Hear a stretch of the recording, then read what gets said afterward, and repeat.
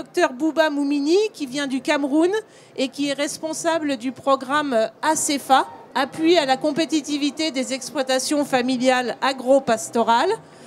Nous avons ensuite Guy Faure, qui est chercheur au CIRAD sur la thématique du conseil aux exploitations familiales. Lionel Guézodjié, qui nous vient du Bénin, qui est président de la FUPRO, la Fédération des unions de producteurs du Bénin. Et Michel Amirault de l'association FERT. FERT étant ce qu'on appelle une agri-agence, c'est-à-dire une organisation qui a été créée par des organisations professionnelles agricoles et qui œuvre aussi beaucoup sur le thème du conseil à l'exploitation familiale, notamment à Madagascar. Donc si nous avons choisi de nous retrouver cet après-midi autour de ce thème, c'est que nous pensons que le conseil et la formation sont des leviers important du développement et de la transformation de l'agriculture. On l'a vu en France à partir des années 60, moment où le conseil agricole a été confié à la profession agricole, alors qu'auparavant, c'était des agents fonctionnaires du ministère de l'Agriculture qui assuraient ce conseil aux exploitations familiales. Donc ça a été un tournant important. Je pense qu'on aura le témoignage de Lionel du Bénin sur la façon dont les OP s'approprient aussi la fonction de conseil dans les pays du Sud. Donc levier important du développement agricole en France, levier qui commence à être reconnu comme tel dans les pays du Sud, mais pour lequel il y a encore des difficultés à structurer une offre qui correspond aux besoins réels des agriculteurs, besoins qui évoluent fortement puisque ces agriculteurs sont confrontés à un environnement technique, économique de plus en plus volatile. Et ils doivent donc s'adapter en permanence. Ce qui fait que les besoins de conseil, eux aussi, évoluent et les conseillers doivent s'adapter. Donc, ce que l'on va faire, c'est qu'on va, à travers les témoignages des personnes que je vous ai présentées ici, vous faire part d'expériences novatrices en matière de conseil dans les pays du Sud où, de manière dominante, les pratiques sont plutôt celles de vulgarisation technique, c'est-à-dire en fait de conseillers qui sont prescripteurs d'itinéraires techniques recommandés, avec des messages souvent uniformes, alors que, comme je viens de le dire, les besoins sont, eux, de plus en plus diversifiés et de plus en plus évolutifs. Donc, je vais m'arrêter là. Je vais laisser la parole à Dr Bouba Moumini, qui va donc vous présenter son programme et va vous expliquer en quoi le conseil au Cameroun peut être un levier du développement des agricultures familiales. Merci Anne. Bonjour mesdames et messieurs. Comme l'a dit Anne, je vais essayer de vous présenter l'expérience du Cameroun sur le conseil agricole.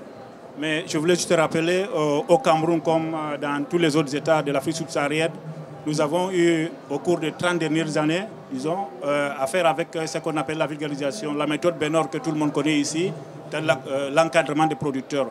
Or, nous connaissons le résultat et l'impact, n'est-ce pas, que cette méthode a apporté auprès de nos paysans. Donc, le Cameroun, au cours des années 2004-2005, a engagé une réflexion pour faire évoluer ce dispositif de vulgarisation vers un nouveau dispositif que nous appelons un dispositif de conseil. Mais il a expérimenté ce dispositif d'abord, pas sur l'ensemble du pays. Il a expérimenté ce dispositif au sein d'un programme avec l'appui de l'Agence française de développement dans 10 régions, dans 10 départements du pays. Donc le Cameroun a 58 départements. Comme c'est une nouvelle initiative, nous n'avions pas d'abord la capacité d'aller sur l'ensemble du pays en une seule fois. Donc on l'a expérimenté. Et après cette expérimentation, au cours de la première phase du programme ACEFA, maintenant ce dispositif est étendu sur l'ensemble du pays. Mais ce n'est pas seulement ce dispositif du conseil. Il faut aussi... Nous avons aussi expérimenté un autre dispositif qui est parallèle, celui de la formation des conseillers. Parce qu'il ne suffit pas de faire du conseil, de dire qu'on va faire du conseil et qu'on ne peut pas former des conseillers. Donc nous avons d'abord rénové, n'est-ce pas, notre dispositif de formation agricole pour pouvoir former demain des conseillers. Et dans l'expérimentation de ce dispositif, nous nous sommes appuyés sur des experts du conseil au niveau français, par exemple, le CER France que vous connaissez ici. C'est eux qui nous ont accompagnés, c'est des gens qui ont vécu, qui sont des conseillers et qui nous ont accompagnés à essayer de remodeler nos anciens encadreurs. Parce que c'était ça d'abord. C'était des vulgarisateurs. On les a donné une notion de conseil. Et avec eux, aujourd'hui, nous avons expérimenté ce dispositif et nous sommes sur l'ensemble du pays. Donc, en plus du dispositif du conseil, il faut le dire, nous avons expérimenté notre dispositif de financement. Parce que vous connaissez la difficulté, n'est-ce pas, de financement au Cameroun et dans les autres pays du Sud. Et nous avons, au sein du programme ACEFA, un dispositif de conseil et un dispositif de financement. Et ce dispositif de conseil, de manière globale, d'abord, il est basé au niveau du département.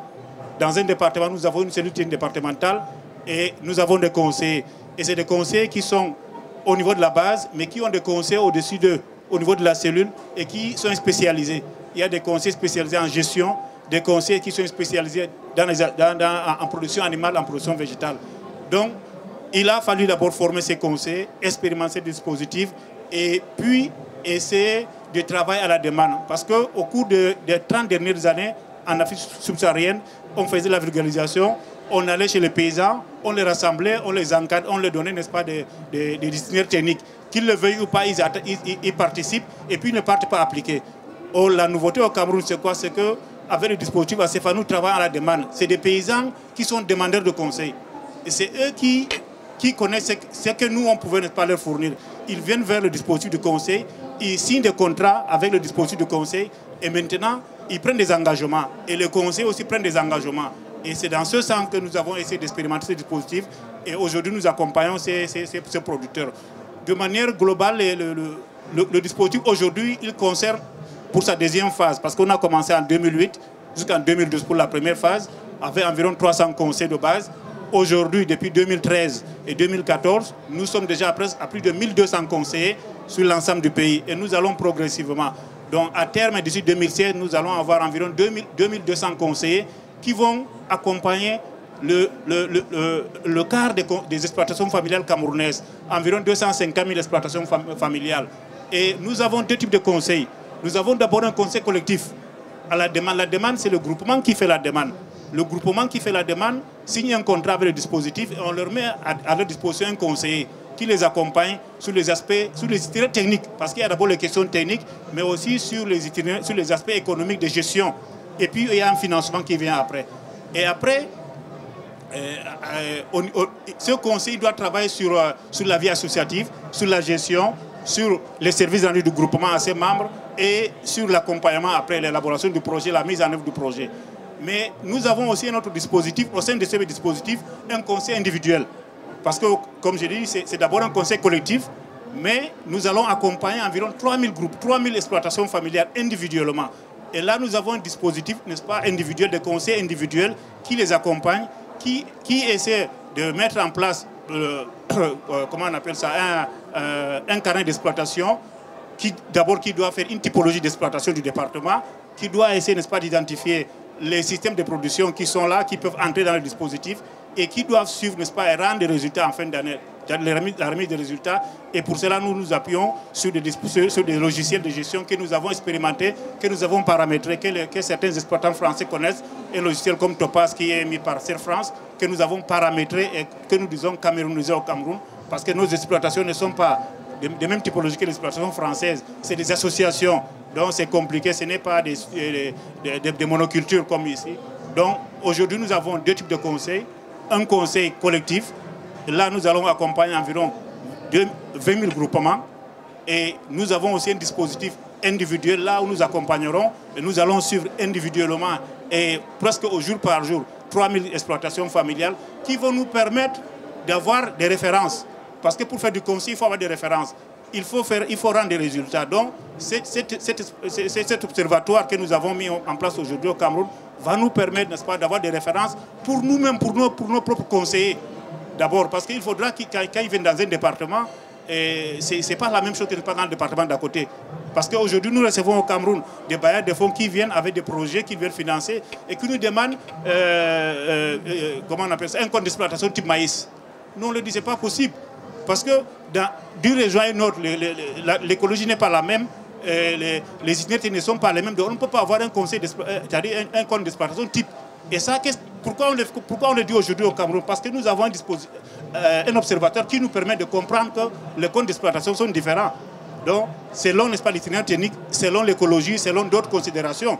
Donc, au Cameroun, aujourd'hui, ce dispositif de conseil qui a deux types de conseils, un conseil collectif et un conseil individuel.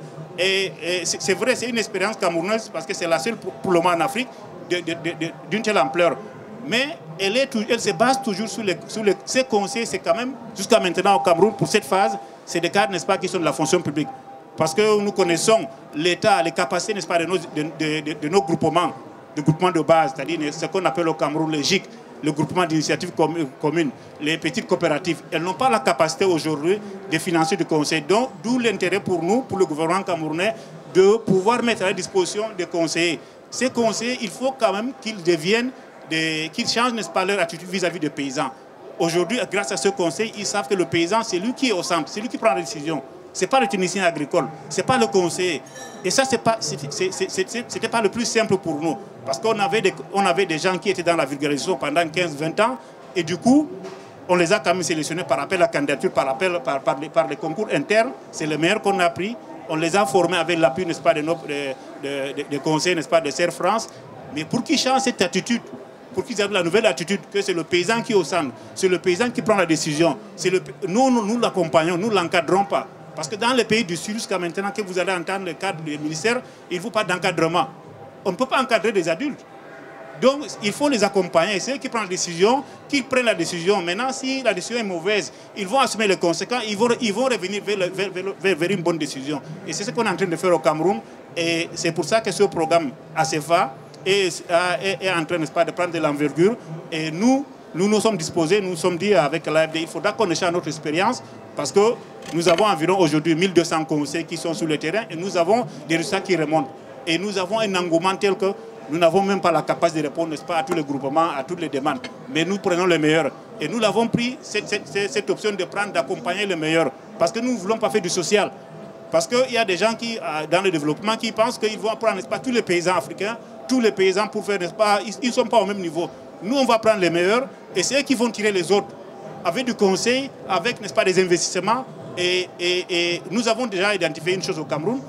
Tous les projets que nous accompagnons, ils ne demandent plus les intrants. Parce qu'on règle cette question avec du conseil.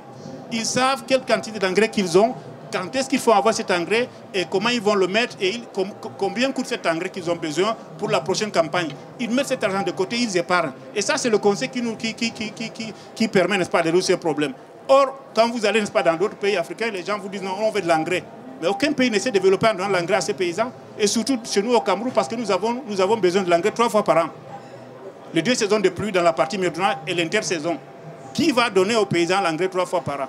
Or, nous, on a essayé de résoudre ce problème, n'est-ce pas, d'intrants, d'engrais, ne serait-ce que par le conseil, parce que nous les accompagnons, ils épargnent, ce n'est pas qu'ils n'ont pas de l'argent. Donc, comme nous prenons le meilleur, malheureusement, c'est une option.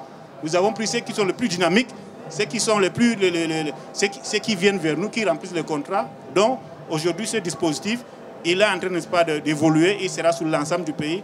Et il est en train, n'est-ce pas, de porter des résultats et nous sommes prêts à échanger ces résultats avec les autres partenaires. Merci beaucoup, Dr Bouba Moumini. Juste une question en 1 ou 2 minutes. Donc, ce programme dont vous êtes responsable s'appelle Appui à la compétitivité des exploitations familiales. Il y a plusieurs volets. Il y a un volet conseil dont vous venez de parler, mais il y a d'autres volets. Vous dites qu'il y a un très fort engouement, des demandes très importantes. Comment vous expliquez ces demandes? Qu'est-ce qui est différent dans ce que vous faites par rapport à ce que les paysans peuvent trouver habituellement dans leur environnement? Et comment vous mesurez le fait que, grâce au conseil, ils améliorent réellement la compétitivité de leur exploitation? En très court, si c'est possible. Merci. Merci, Anne. C'est vrai, je n'ai parlé que du conseil. Dans ce programme, nous avons un volet financement, mais le financement des investissements productifs.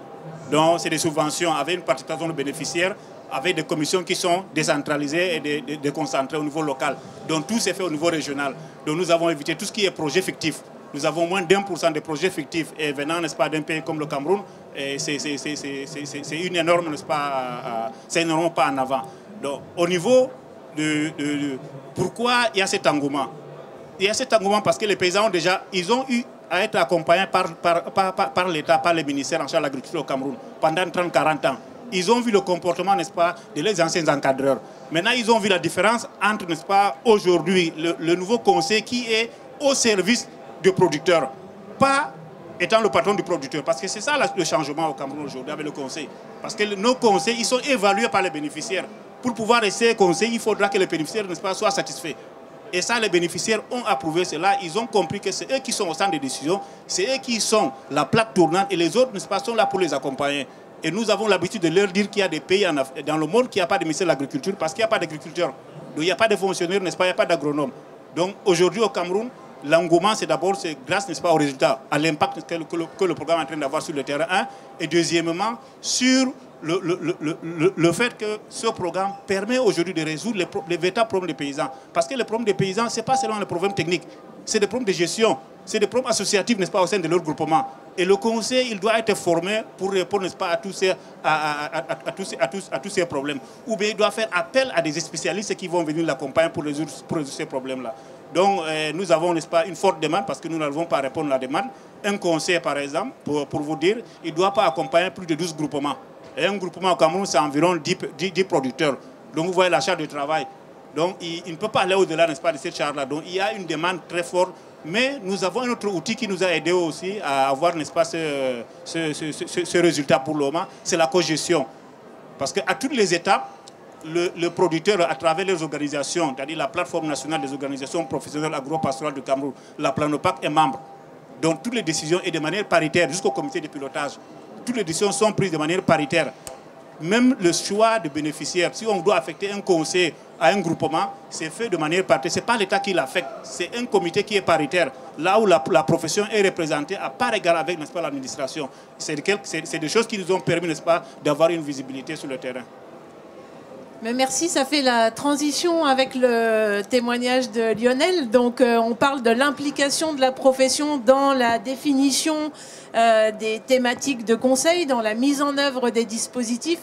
Et je pense que la FUPRO est un bon exemple de ce qu'on peut faire, donc de ce qu'une organisation professionnelle peut faire au service de ses membres. Lionel, est-ce que tu veux témoigner de ça? Merci. Ok, merci beaucoup.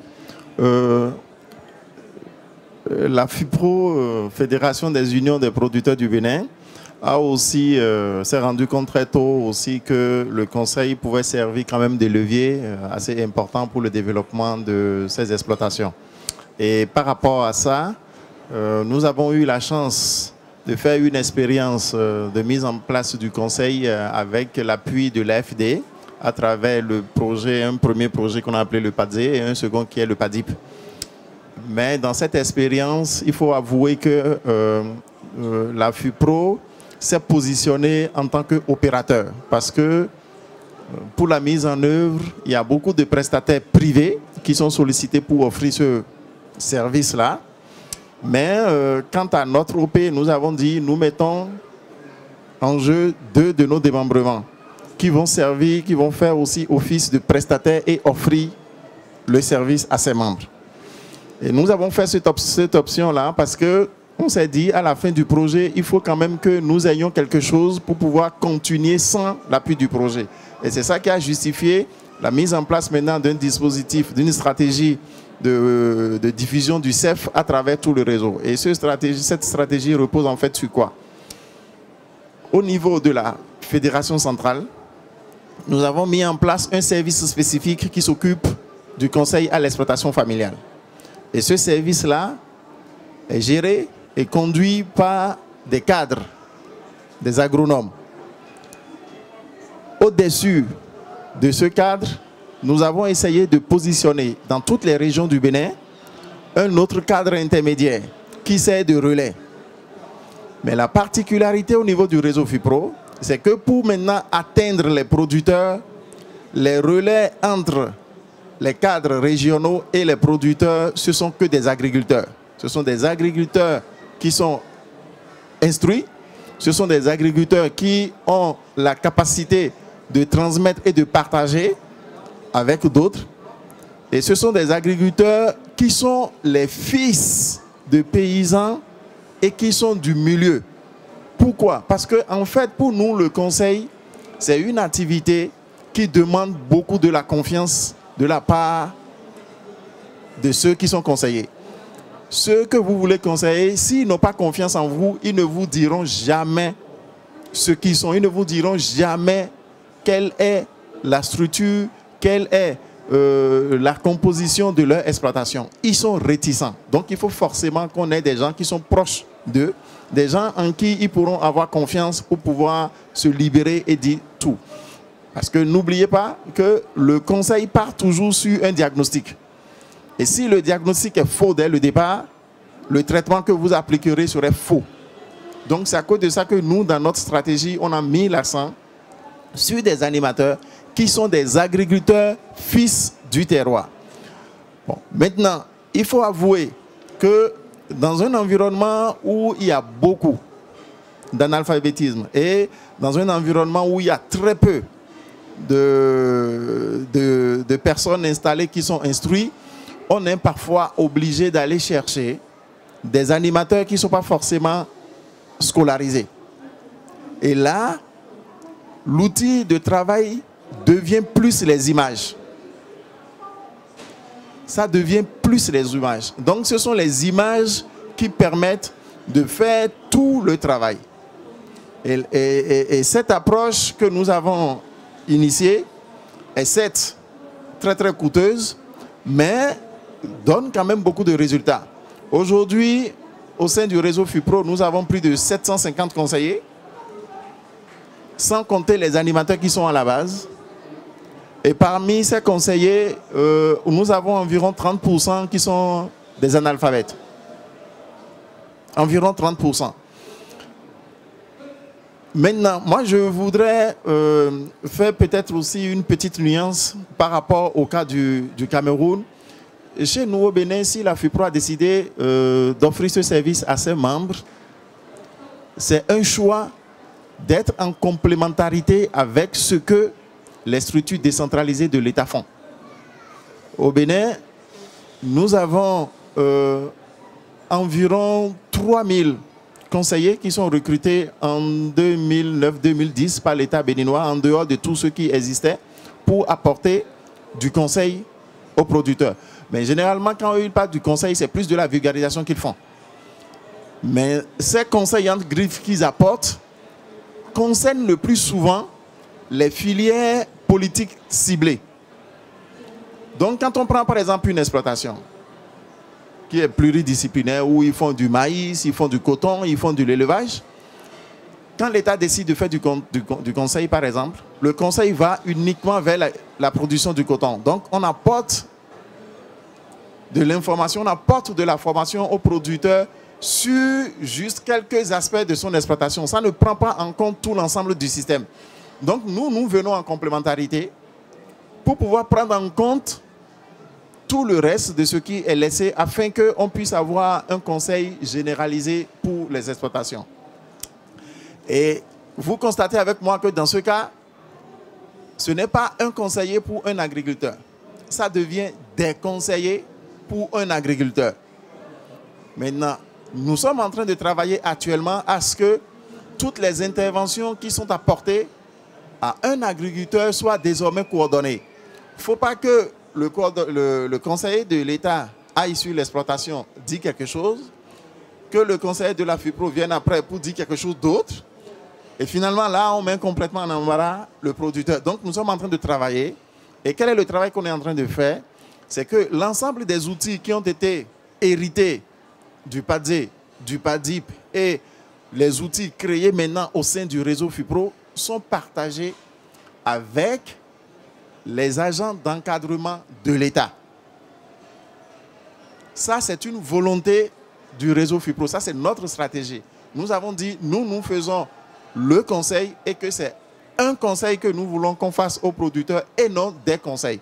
Et dans ce conseil qu'on apporte aux producteurs, il y a le conseil technique, il y a le conseil commercial, il y a le conseil de gestion, ainsi de suite. Mais il faut avouer que le gros lot du réseau FUPRO, c'est plus le conseil de gestion et le conseil commercial. Pourquoi? Parce que le service que nous offrons, lorsque nous demandons aux producteurs de payer individuellement, c'est très difficile, ils n'arrivent pas à le faire. Donc, du coup, ça nous a poussé à la réflexion de dire, mais il faut que le service qu'on leur offre nous permet, en tant que réseau, d'avoir des passages obligés pour ces producteurs-là. Et les passages obligés, l'un des passages obligés, c'est la commercialisation de leurs produits. Et arrivé à ce passage obligé, on fait maintenant les prélèvements pour pouvoir financer notre conseil. C'est ça qui fait qu'aujourd'hui, à cause du conseil que nous avons adopté dans le réseau FIPRO, nous avons développé énormément de services économiques, notamment la commercialisation des intrants, la commercialisation des produits agricoles, les micro-assurances pour lesquelles nous sommes des intermédiaires et à chaque fois quand il y a des dédommagements, on a un pourcentage dessus, ainsi de suite. Donc voilà en gros le dispositif que nous avons au niveau du réseau FIPRO. Mais ce n'est pas un dispositif qui se développe comme sur des roulettes. Hein. Il y a quelques difficultés, quelques freins, quelques limites que nous avons, notamment la difficulté d'avoir, comme je le disais tantôt, les conseillers natifs des localités où nous intervenons. Parce que n'oubliez pas, quand on tombe sur un producteur qui ne parle pas français, il faut forcément que le conseiller puisse parler la langue locale. Et dans le Bénin, nous avons 800 ethnies. Dans le petit Bénin, avec 9 millions d'habitants, nous avons 800 ethnies. Et quand vous arrivez dans certaines localités, dans un même village, peut-être de 10 km², vous avez 4 différents groupes linguistiques qui se côtoient et qui ne se comprennent pas. Donc, c'est très compliqué. Donc, ça constitue une difficulté fondamentale. L'autre difficulté, c'est l'analphabétisme aussi des producteurs. Parce que nous, dans la mise en place du conseil, on a souhaité quand même qu'il y ait de l'information consignée quelque part pour pouvoir permettre après de faire des analyses et permettre également au réseau de disposer des statistiques pour pouvoir prendre des décisions. Et par rapport à ça, si le conseiller ne peut pas, si le producteur ne comprend pas français ou bien s'il n'a jamais été alphabétisé, il lui est difficilement truc là de consigner ces données dans les documents qu'on lui revient. Ensuite, peut-être, Lionel, excuse-moi, mais comme peut-être on pourra revenir dans les débats, mais il faut qu'on laisse la place aux autres aussi. De manière égale à l'ensemble des témoins pour pouvoir revenir ensuite sur les questions. Et je trouve qu'en fait, il y a à la fois toi et puis docteur Bouba Moumini, vous avez mis en évidence la difficulté d'avoir des conseillers qui soient formés, qui soient en capacité de répondre aux besoins des paysans.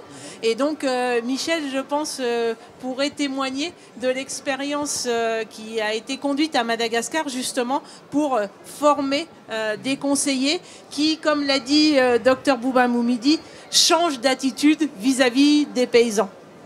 Oui, alors quand même, juste 2 mots en préambule. En France d'abord, pendant une dizaine d'années, et après en Afrique, pendant plus de 20 ans, j'ai pu mesurer quand même l'apport des conseillers agricoles de proximité. Hein. J'ai constaté combien les paysans avaient besoin d'une présence forte, durable à leur côté, hein, avec laquelle il leur est possible d'échanger, de discuter dans la confiance. Et le mot confiance est un mot essentiel qu'il va falloir reprendre, je crois, à chaque fois qu'on parle de ce genre de choses. On l'a dit, FERT, c'est une agri-agence qui existe depuis 1981 et qui, il y a des illustres représentants ici, est à Madagascar depuis plus de 25 ans. À la demande de FIFATA, et ça, c'est une originalité de notre travail à Madagascar, c'est-à-dire que à la demande de cette FIFATA, qui est une association de paysans malgaches, qui est une association plurirégionale, mais qu'on peut dire aujourd'hui à vocation nationale, nous avons développé un certain nombre d'outils de développement, à savoir sur le crédit, avec le financement bien sûr, à savoir de la formation, à savoir un service d'information sur les prix, de l'expérimentation, la sécurisation du foncier, les appôts, etc. Et parallèlement à ça, à un moment, avant d'embrayer directement sur le conseil dont on parlera tout à l'heure, on était plus dans une approche d'animation régionale où on essayait par la formation technique et l'animation des paysans d'essayer d'impulser une forme de changement. Mais ça se faisait au niveau régional et c'était... bon, il y avait beaucoup de limites à ce genre d'action. À partir de 2003, FERT et FIFATA, ensemble, ont constaté que la gestion de l'exploitation est un facteur d'amélioration du revenu qu'ils intégraient trop peu dans leur stratégie d'accompagnement. Et parallèlement, ils ont aussi constaté qu'avec les membres de la fédération de FIFATA, ils avaient acquis des méthodes de travail et une expérience qui leur permettait d'envisager d'une manière un peu plus favorable la mise en place d'un service de conseil. Il y avait aussi, et ça c'est particulier à Madagascar, une expérience de mise en place d'un fonds de développement agricole avec ses déclinaisons régionales qui offre beaucoup d'espoir en termes de financement sur le moyen terme. J'espère que ces espoirs ne seront pas un jour mis en difficulté. Mais donc, il y avait cette opportunité aussi qui était là et qui nous a bien poussé à entreprendre l'action. On a constaté aussi, et là je viens un peu à notre sujet, que des besoins nombreux liés au déficit de techniciens compétents dans l'approche ascendante du conseil devaient être comblés. Et que pour initier un vrai changement durable, et je l'ai déjà dit mais je le répète, de pratiques paysannes, notamment au niveau de la gestion de leur exploitation, la présence continue d'un technicien de proximité était absolument indispensable. Et du coup, on s'est lancé modestement en saisissant des opportunités de financement à travers des projets dans le conseil agricole de proximité. Alors ça n'a pas été une vallée de roses, ça a été quand même assez long puisqu'on a commencé en 2003 et aujourd'hui on n'a pas la dimension de nos voisins ou camerounais ou béninois. Nous aujourd'hui nous avons que, si j'ose dire, 330 OP directement suivis. Ça représente 25 communes puisque nos conseillers sont dans des communes et ça représente donc 25 conseillers à demeure dans les communes. Et aussi, parallèlement à ces 330 OP de base, il y a eu aussi des regroupements et donc maintenant il y a des OP communales et même régionales. Et donc pour nous, le conseil, peut-être ça va être un peu long, mais je vais arriver à la formation, le conseil c'est d'abord une démarche. C'est une démarche, et ça a été dit, mais je le répète, dans laquelle le paysan est acteur de sa propre décision. Donc il est accompagné par un conseiller, et avec ce conseiller, il travaille sur tous les niveaux, que ce soit le niveau technique, on en a parlé, le niveau de la gestion, avec la dimension économique bien évidente, mais aussi avec un troisième niveau qui est l'organisation. Et en gros, tout ce qui peut contribuer à rassembler les paysans autour d'un but commun et tout ça dans l'objectif d'améliorer le revenu du paysan. Alors concrètement, pour FERT et FIFATA, le conseil, c'est des formations au métier de conseiller agricole, et on y vient, et une action sur le terrain de conseiller, de conseiller agricole. Alors, pour les formations au métier de conseiller agricole, déjà, elles sont hébergées dans un centre d'expérimentation que FERT et FIFATA ont mis en place. Je dis ça parce que ça offre la possibilité d'avoir un internat. Donc c'est un internat, c'est aussi un centre de formation qui a un outil pédagogique, notamment pratique, avec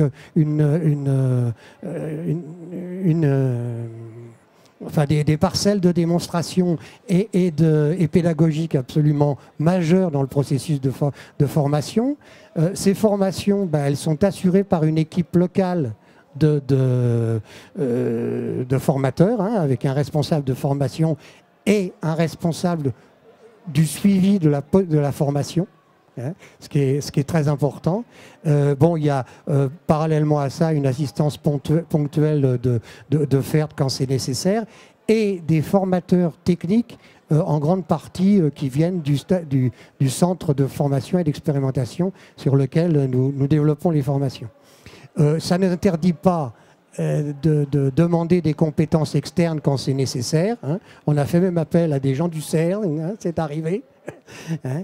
Et donc, voilà les points un peu particuliers sur lesquels je voulais insister. Ces formations se déroulent selon 5 modules. Hein.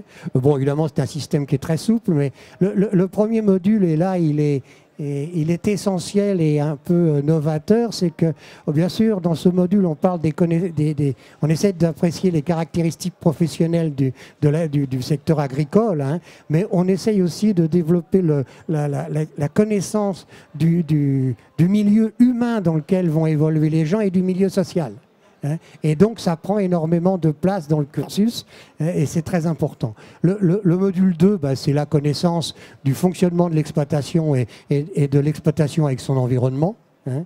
Le module 3, et on en reparlera peut-être, hein, parce que dans le cadre d'un travail avec beaucoup de gens qui sont analphabètes, c'est des fois un peu compliqué, mais nous travaillons sur des outils de gestion relativement simples, et là, nous avons aussi essayé de mettre l'accent assez fortement sur ces notions de gestion, mais à travers des outils simples, opérationnel, mais qui dénature quand même pas l'analyse qu'on peut faire ultérieurement des chiffres qui nous sont fournis.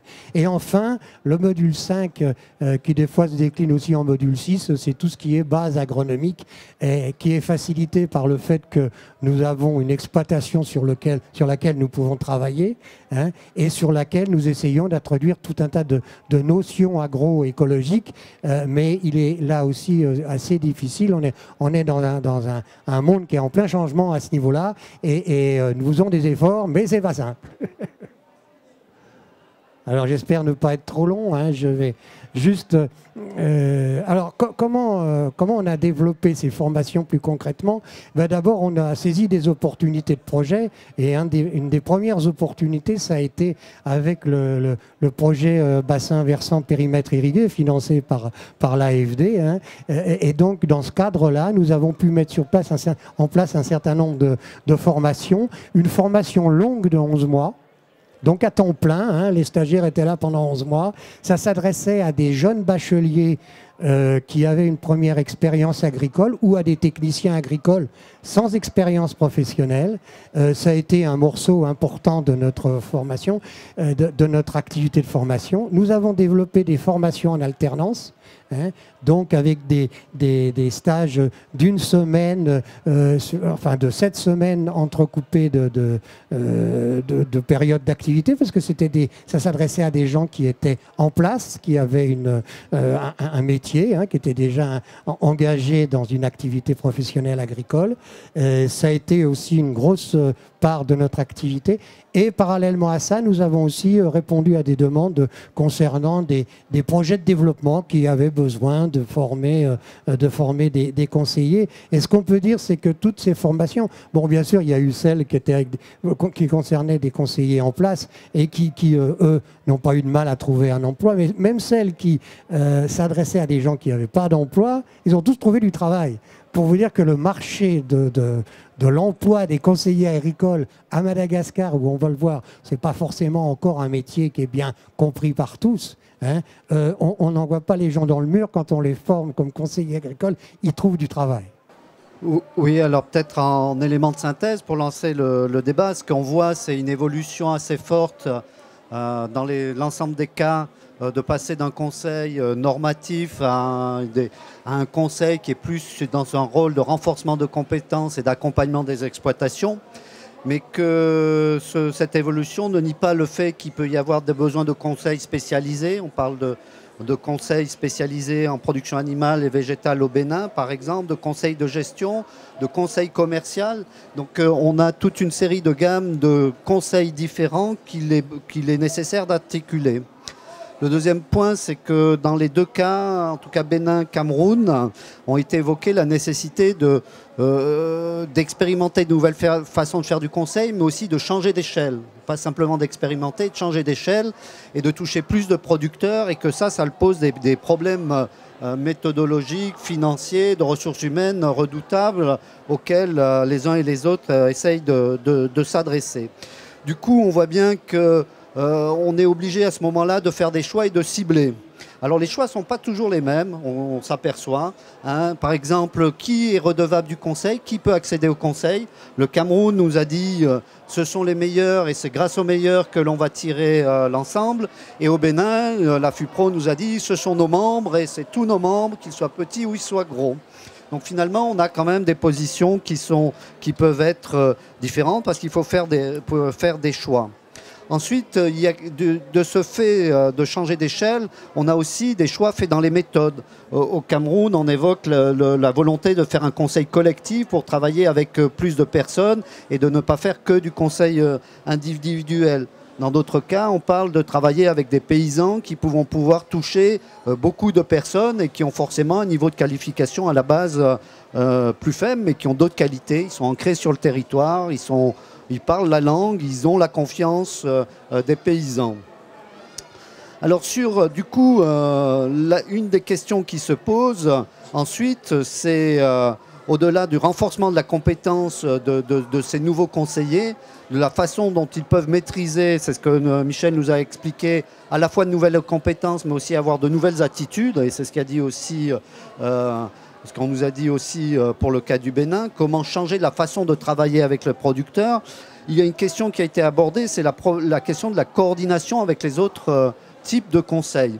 Puisqu'on a du conseil à l'exploitation, du conseil technique, du conseil commercial, que ce conseil peut être fourni sur un territoire par différents acteurs, eh bien, tu as évoqué le problème de comment se coordonner et peut-être ne pas faire la même chose, de se spécialiser sur certains types de conseils qui ne sont pas donnés par d'autres. On a aussi évoqué la nécessité, et ça me semble important, de se coordonner avec d'autres services. C'est-à-dire que le conseil, c'est utile aussi pour raisonner son crédit, raisonner ses achats d'intrants, et comment on coordonne l'ensemble de ces fonctions et comment on peut lier l'un à l'autre. Après, il y a quand même eu des questions qui sont posées en termes de mise en œuvre du conseil. Pour changer d'échelle, eh finalement au Cameroun, le choix est fait de jouer la carte de l'État, de renforcer les compétences des structures d'État. Et ce sont des conseillers, fonctionnaires qui vont mettre en œuvre le conseil, avec l'avantage évident que le financement est plus facilement assuré dans la pérennité. Dans le cadre du Bénin, on fait un choix différent. On dit mais non, ce n'est pas l'État. C'est nous, les organisations de producteurs, qui le mettons en œuvre. Et on voit bien que ça a des implications sur le contenu, mais aussi sur le choix des conseillers, le profil des conseillers. On ne fait pas le même choix. Il n'y a pas de bon et mauvais choix, mais il y a des choix différents et il faut bien les faire. Et puis le dernier élément, l'argent, finalement on n'en a pas trop parlé, donc ça ne doit pas être un souci pour faire fonctionner ça. Il y a l'État est là, il y a l'AFD est là. Donc on doit certainement... et pourtant, oui, on se pose beaucoup de questions sur la question de financement, et je sais que vous n'en avez pas parlé, mais vous vous les posez. Comment arriver à développer un système de conseil qui soit financé par différentes sources, des producteurs, des organisations, l'État, parfois appuyé par des bailleurs, mais c'est quand même une des préoccupations majeures de l'ensemble des acteurs qui travaillent sur le conseil.